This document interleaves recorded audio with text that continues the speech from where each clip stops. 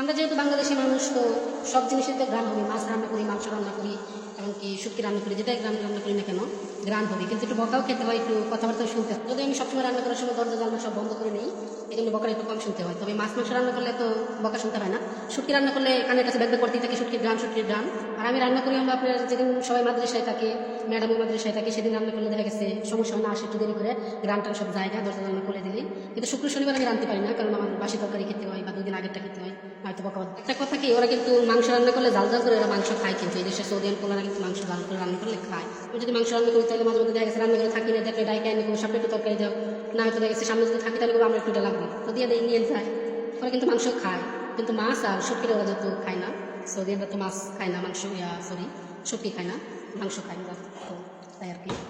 এই যে এখন বিরিয়ানি রান্না করছি, যদি আইসা দেখে যে আমি বিরিয়ানি রান্না করছি তাহলে বিরিয়ানি খাওয়া তো দিলে অর্ধেক দেখা গেছে খাইবো, অর্ধেক খাইবো। এবারে এই একটা অভ্যাস, অর্ধেক খায় আর অর্ধেক খায়, সমস্যা হচ্ছে এটাই।